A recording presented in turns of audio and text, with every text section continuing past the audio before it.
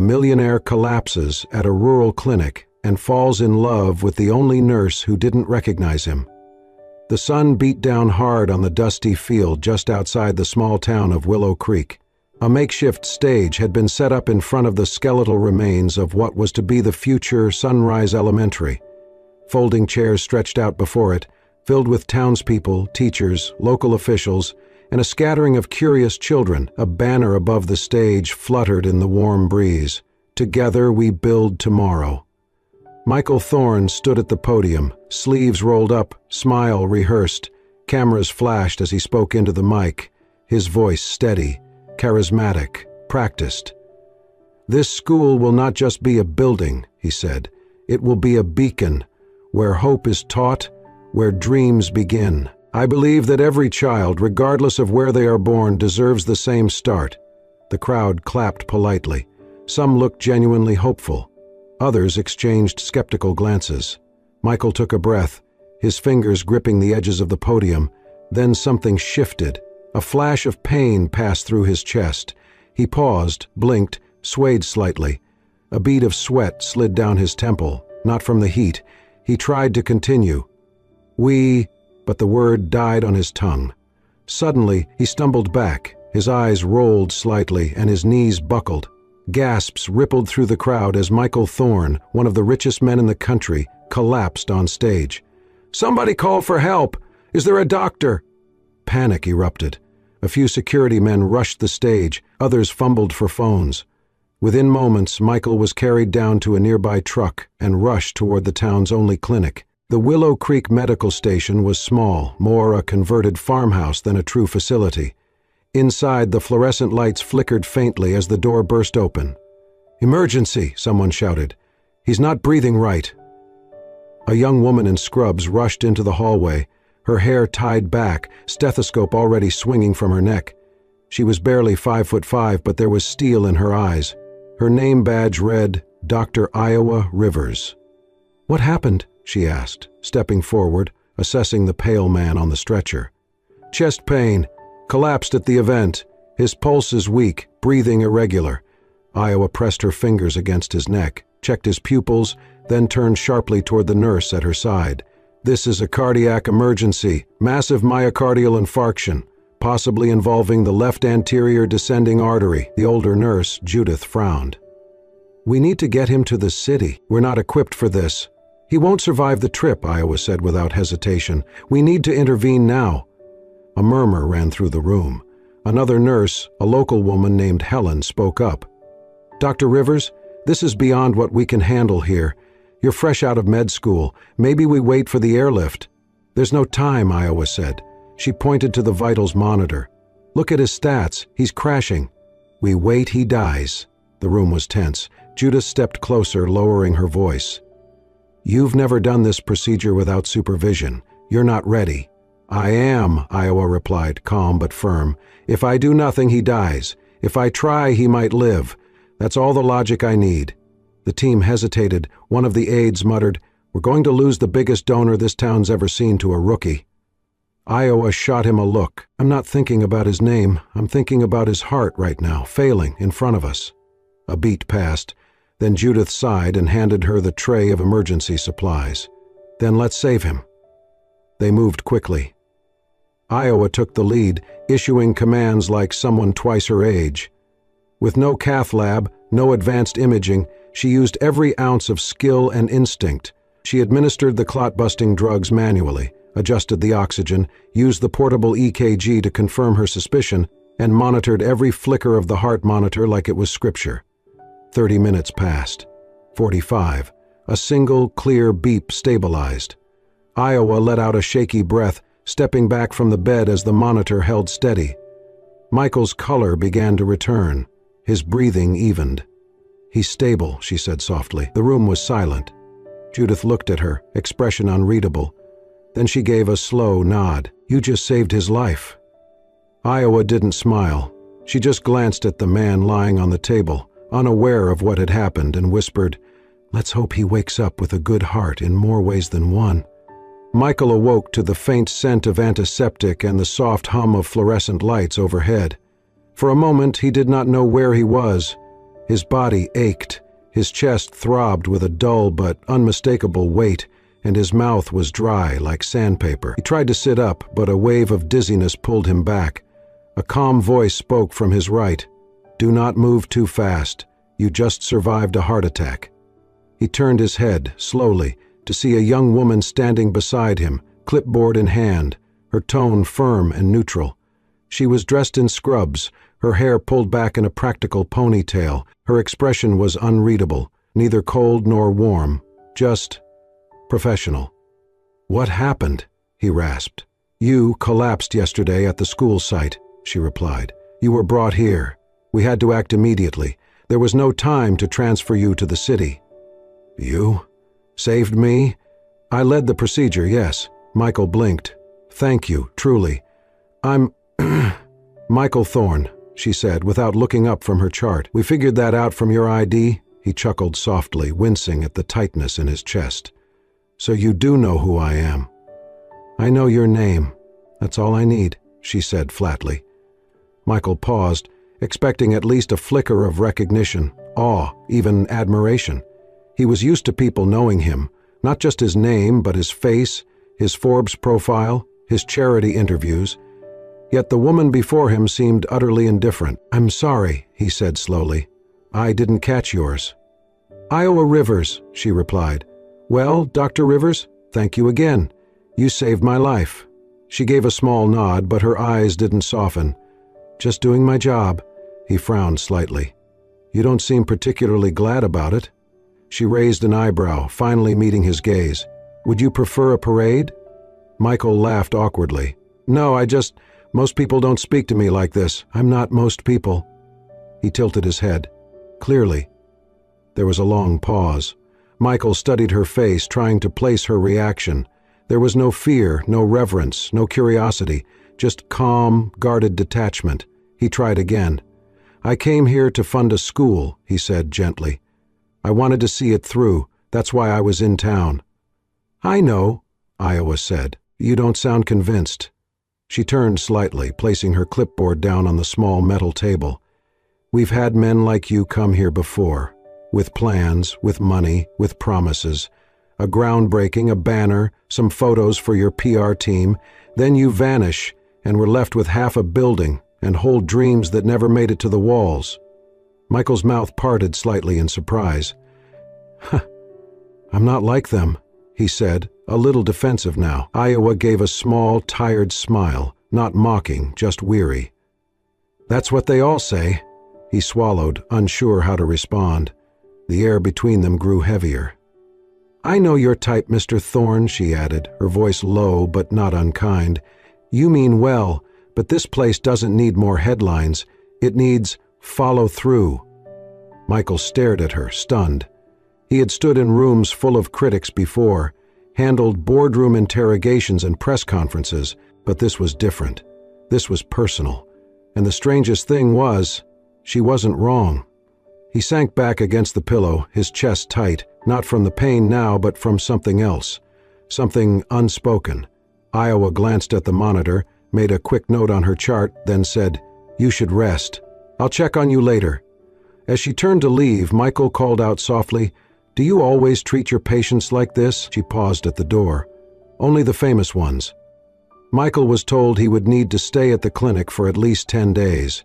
His heart was still fragile, and the attending physician, Dr. Iowa Rivers, had made it very clear that he wasn't leaving a moment earlier than medically advised. "Another episode like that," she had said, "and you might not be lucky enough to be near a stubborn doctor next time." He had smiled, trying to break through her professional armor, but she had already turned away. So he stayed, and for the first time in years, he found himself still. No meetings, no press, no investors, just the creak of old floorboards, the hum of fluorescent lights, and the occasional murmur of distant conversations down the hallway. Michael made a decision on day 2. He would drop the title. No mention of Thorne Enterprises, no reminders of who he was or what he owned. He was just Mike, recovering heart patient in room 3. Most people at the clinic didn't recognize him. This town was far from Wall Street and the magazine covers. To them, he was just another man in need of care, and for once he welcomed the anonymity. He watched Iowa work from a distance. She moved quickly, efficiently, her presence calm but commanding. With the elderly man in room 2, she knelt to check his ankle and stayed a few extra minutes to talk about his late wife's garden. With the young mother down the hall, she helped feed the baby and offered to watch the toddler while the woman showered. But with Michael, still just Mike, she was different. Cordial, professional, but distant. No small talk, no warmth. She treated his heart, not his presence. At first, he thought she was cold. Then he noticed how she paused just slightly longer at each monitor, how her eyes flicked back one last time before she walked out of a room, how she always carried an extra granola bar in her pocket for the kid who refused to eat. She wasn't cold, she was careful. And beneath that care, something heavier lingered. A weariness far beyond her years. A skepticism that didn't come from textbooks. It came from experience. Michael became fascinated. He asked the nurse, Judith, about her. "She came straight here after med school," Judith said. "Could have gone anywhere, but she chose Willow Creek. Said this town had stories that no one wanted to listen to. Said she was tired of noise."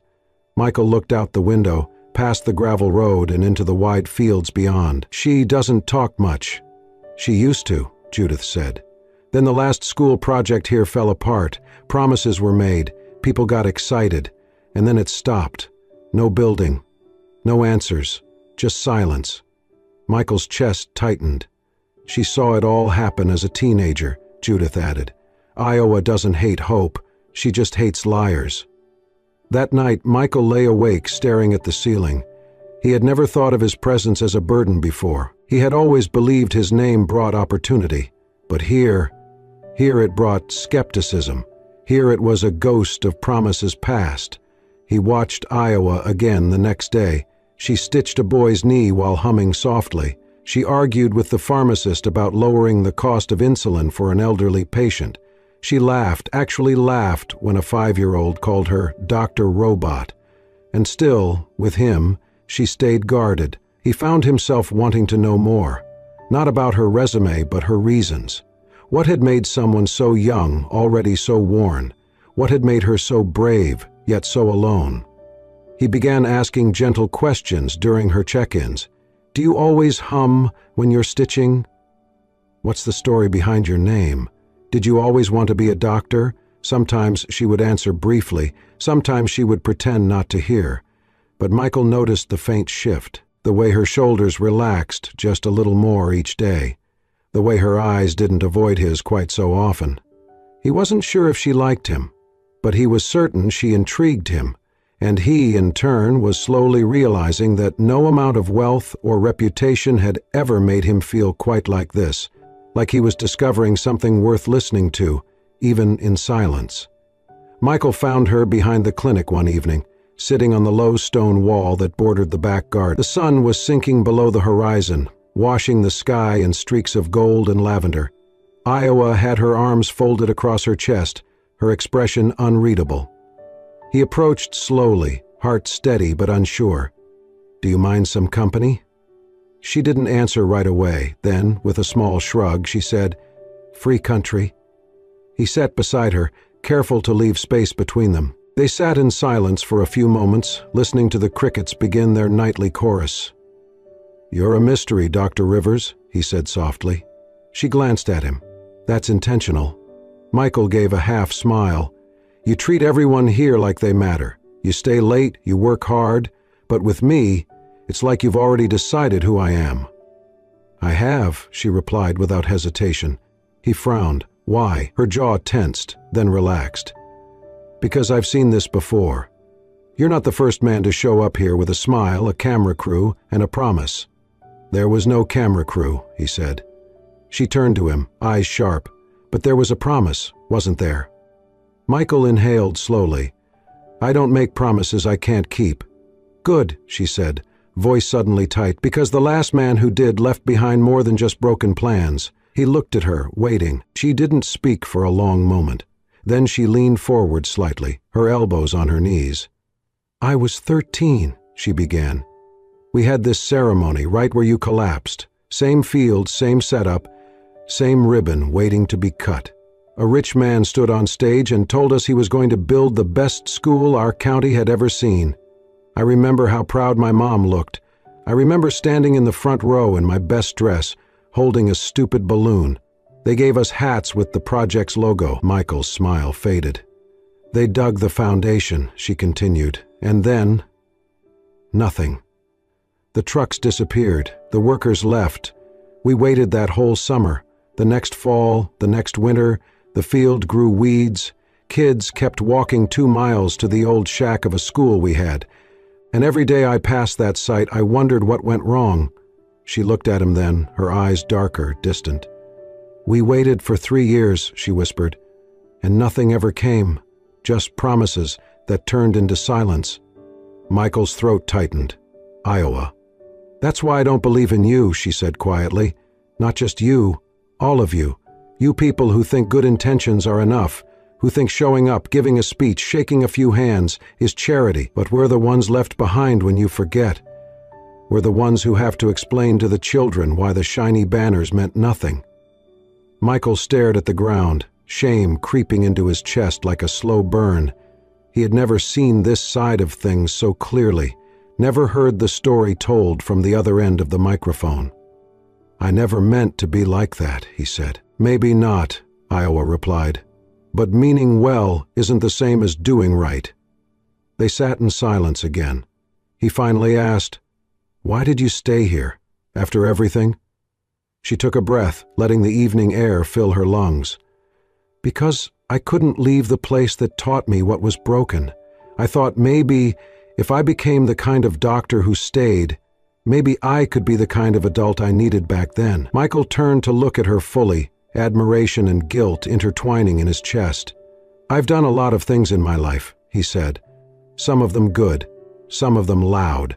But I think this might be the first time someone's ever made me feel small in a way that matters." She looked at him again, eyes a little softer this time. "Then maybe you're not so bad after all," she said. Michael gave a faint smile, and for the first time, Iowa didn't look away. The morning Michael Thorne was officially discharged from the Willow Creek Clinic, the nurses expected him to leave town that same afternoon. After all, that was what people like him did, arrive with fanfare, leave quietly once the speeches were over and the cameras packed up. But he didn't leave.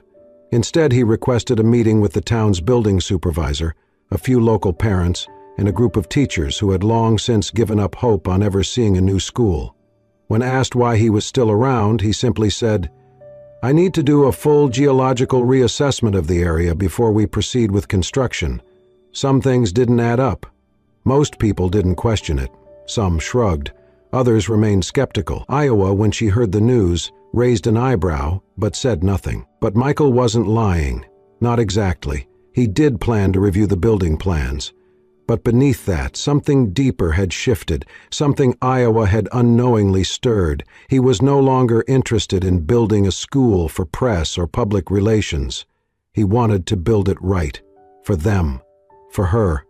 Each morning he left the small room he had rented above the hardware store and walked the dirt roads of the town. He spoke to families, asked questions, took notes. He sat with teachers in aging classrooms, where ceiling tiles sagged and textbooks dated back to the early 2000s. He played soccer with kids in barefoot clusters and listened to what they wanted in a school. More than chalkboards and desks. They wanted color, music, and a place they didn't have to share with the termites. He listened. He didn't interrupt or defend himself when an older man grumbled, "You're just another city boy playing savior." He didn't flinch when a mother said, "They always promise ramps for our wheelchairs but never build them." He just wrote it all down. Everything. When Iowa saw him again, it was by accident. She had just finished her evening rounds and was cutting across the back of the library when she spotted him sitting cross-legged on the porch of the community center, surrounded by 3 kids, all talking at once, waving pieces of paper. He was sketching something on a large notepad, crude drawings of a playground, labeled with the kids' ideas, slide with dragon tail, treehouse reading nook, swings that don't squeak. She lingered, unnoticed, for a moment longer than she should have. The next day, Michael dropped by the clinic, not as a patient but with a question. "I need someone with medical knowledge to help me design the school's first aid room," he said. "Think you could spare a few hours?" Iowa looked at him, guarded as always. "You're really doing this?" He nodded. "Not for headlines, just for them." Her gaze searched his, looking for the usual glint of ego, but it wasn't there. She agreed. And over the next few days, she found herself roped into more meetings. What began as consultation on the medical room turned into discussions on lunch programs, mental health support, and how to make the school a safe space for kids dealing with trauma. Michael took her suggestions seriously. He didn't patronize. He didn't pretend to know better. He listened. And for Iowa, who had spent so long being the only one fighting for these children, that simple act of listening began to shift something inside her. One afternoon, as they walked the plot where the school's foundations would soon be laid, this time with permits, verified soil tests, and a vetted local contractor, Iowa paused. "You could have just cut the check and disappeared," she said. "Most people in your position would have." Michael smiled, brushing dust from his jeans. "I'm not most people." She narrowed her eyes slightly. "You used to be." He laughed, the sound low and genuine. "Yeah, I think I did." They stood in silence for a while, the wind rustling through the trees nearby. The sun cast long shadows over the lot, and in those quiet seconds neither of them looked away. "Why this town?" she asked softly. "Why stay?" He hesitated before answering. "Because someone here told me that good intentions aren't enough, that people like me cause more harm than good when we show up with half a plan, and because I want to be the man who proves her wrong." Iowa didn't smile, not fully, but her eyes softened. "Maybe," she said. "You already are." That evening, when she returned to the clinic, Judith raised an eyebrow. "You've been out with the billionaire again?" "He's not acting like a billionaire," Iowa replied, almost to herself. Judith smirked. "Well, let me know if he starts building the moon." But Iowa said nothing. Instead, she reached into her coat pocket and pulled out the folded blueprint Michael had given her to review, sketched in pencil, smudged by fingerprints, and scribbled with suggestions from 10-year-olds. It wasn't perfect, but for the first time in years, it looked real. The rain started as a whisper on the rooftops, a soft tapping that barely stirred attention. But within hours the sky turned slate gray, and the winds rose like a living thing. By nightfall, Willow Creek was drowning in a storm fiercer than any the town had seen in years. The river overflowed first, then the muddy roads collapsed under the weight of water and panic. Lightning lit up the sky like war, thunder shaking windows already rattling in their frames. The clinic lost power just after midnight. The roof began to leak by 2. By 3, half of it had torn away completely. Iowa was drenched, running from room to room with a flashlight clamped between her teeth, trying to move patients to the lower levels while holding gauze against a bleeding forehead, shouting over the wind for someone to stabilize the IVs. When the back door banged open, she spun around, expecting more wind, more chaos. Instead, it was Michael. He was soaked to the bone, his clothes plastered to his skin, mud streaking his jeans, one arm cradling a shivering child, the other dragging a bag of medical supplies behind him. "You're not supposed to be here," she shouted. "I found 2 kids in a flooded house down by the bridge," he yelled back. "Their mom's still trapped on the roof. I told the rescue team where. Michael, your heart." Still beating, she stared at him, wild-eyed, soaked, breathless, and felt something shift again. Not admiration, not fear, something closer to disbelief. "Get them inside," she ordered.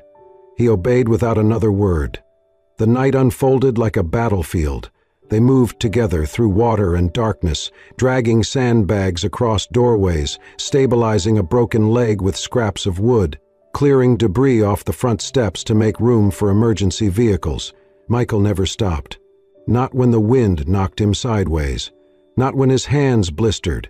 Not even when Iowa caught him gripping his chest for half a second too long. "You need to sit down," she told him. "Later," he replied. By sunrise, the storm had passed, but the town was raw. Broken roads, uprooted trees, windows shattered and lives upended. And Michael was burning with fever. Iowa found him slumped on a cot near the clinic's supply room, shivering under a soaked blanket, his skin clammy and pale. She knelt beside him, brushing the damp hair from his forehead. "You stupid, stupid man." His eyes fluttered open. "We saved them, right?" "Yes," she said quietly, "but now you're the one I have to save." He tried to smile, but the effort sent him into a fit of coughing. Iowa called Judith and 2 nurses. They moved quickly, setting up an IV, bundling him in dry blankets, checking his vitals. He had pushed his already fragile heart too far. Dehydration, exposure, exhaustion, his body was screaming. That night the clinic glowed dimly under emergency lighting. Patients slept on cots and floors, nurses dozed in shifts. But Iowa never left Michael's side. She sat in a metal chair pulled up to his bed, a damp cloth in one hand, the other resting on his arm. She watched every twitch of his eyelids, every rise and fall of his chest. "You idiot," she whispered once, not unkindly. "You could have died. Again." Michael didn't answer. He slept like the dead, but there was no doubt he was still fighting. Hours passed. Outside the wind had died. The rain had stopped. Inside, the silence between them was full of unspoken things. By morning, Michael's fever broke. He opened his eyes slowly, finding Iowa already looking at him, her hair a mess, her eyes ringed with exhaustion. "You stayed," he croaked. "You think I'd leave after everything you just pulled?" He smiled weakly. "Would have been justified." She shook her head, not bothering to hide the emotion in her voice now. "Michael," she said quietly, "you didn't have to do all that. You could have left. No one would have blamed you. I couldn't leave," he replied. "Not while this town still needed hands." "You almost broke yourself trying." "Maybe," he said, eyes never leaving hers, "but maybe that's what it takes to be the kind of man you'd believe in." Iowa sat back, her heart thudding. She didn't speak for a long time. Then finally she reached for his hand, and this time she didn't let go. When Michael woke again, the room was quiet. The storm was over. The clinic had regained power. Outside the windows, early morning light filtered in through the curtains, but inside, the air still felt heavy with everything unsaid. Iowa sat beside his bed, arms crossed. Her hair pulled back, but a few strands had escaped and framed her tired face. She noticed his eyes flicker open, and she sat up a little straighter. "You're back," she said softly. Michael managed a faint smile. "I guess I'm making a habit of waking up to you." She rolled her eyes, but there was no real annoyance in it. He looked at her for a long moment, then said, voice low and rough, "You're the first person I've met in a very long time who didn't look at me with awe." Her brow furrowed. "That's good?"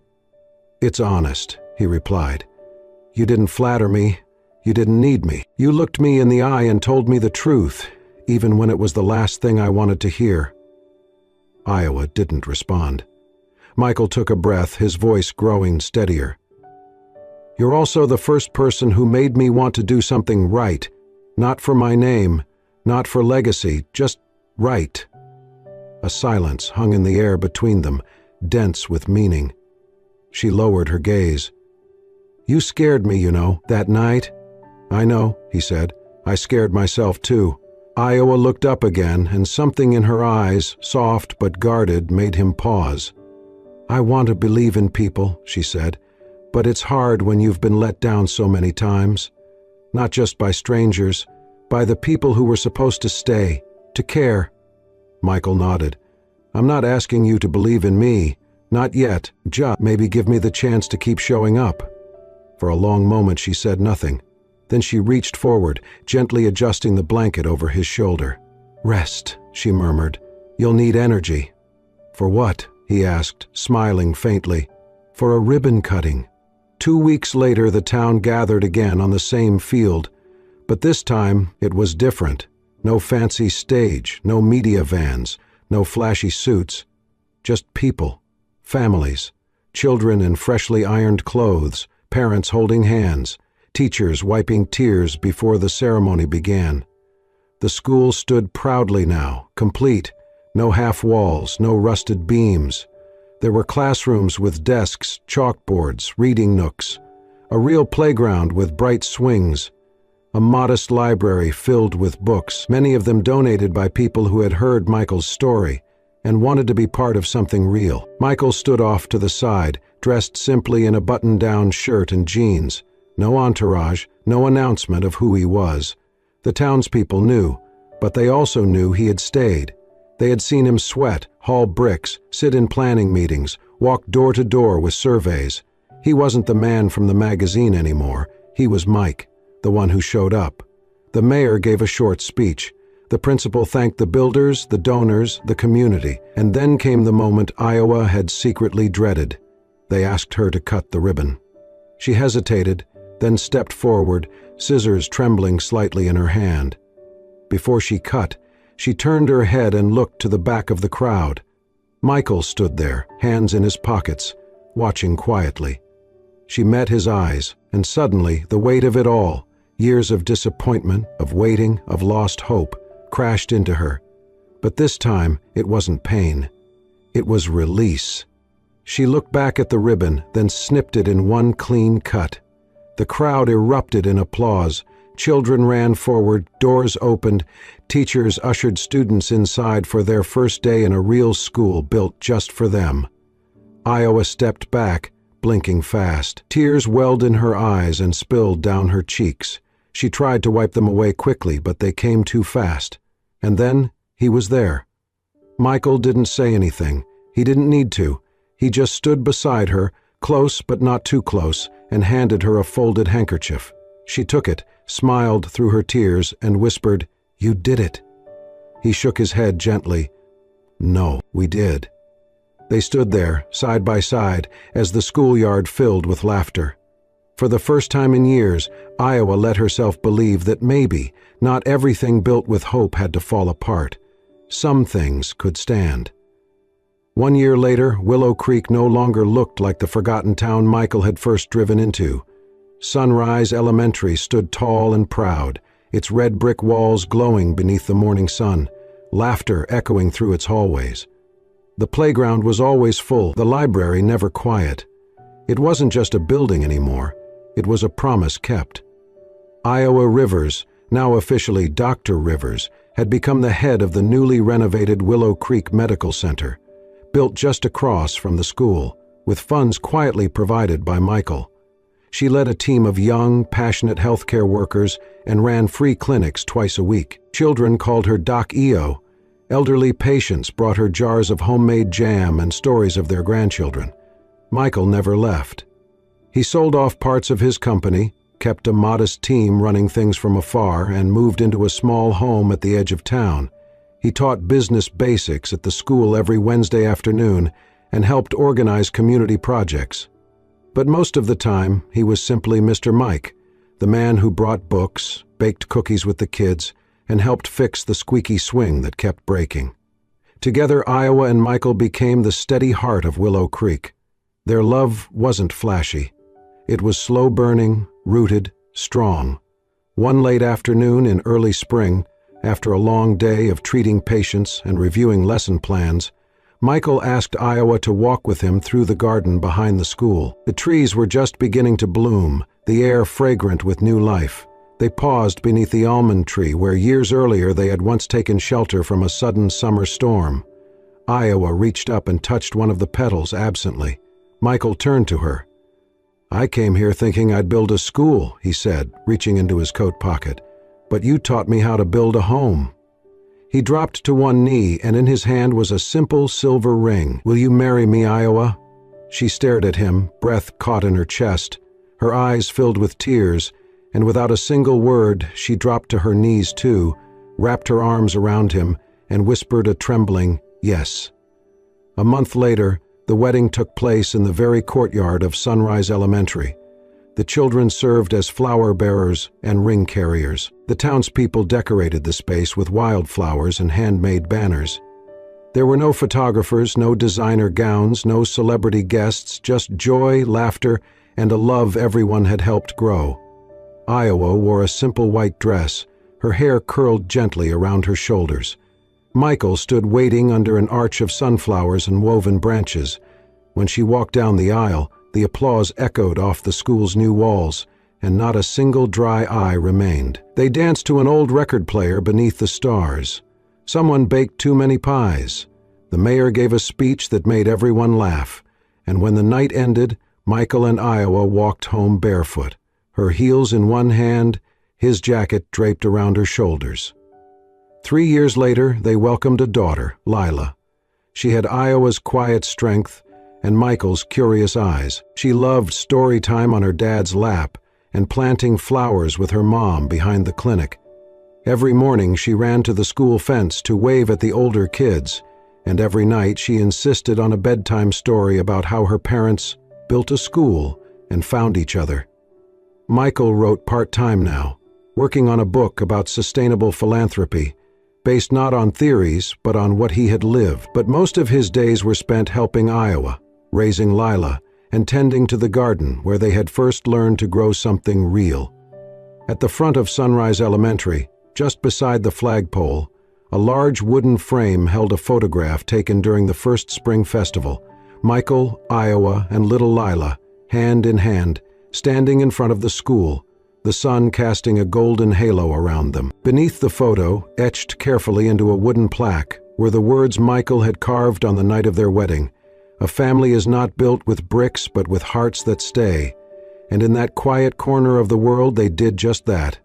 In a town forgotten by many, two hearts found their way, through storm, through struggle, and finally through the quiet grace of choosing to stay. Michael came searching for purpose, and Iowa reminded him what truly matters: presence, not promises; love, not legacy. If this story touched you, if it reminded you of the power of showing up, of building something real, then we invite you to be part of a community that believes in those same things.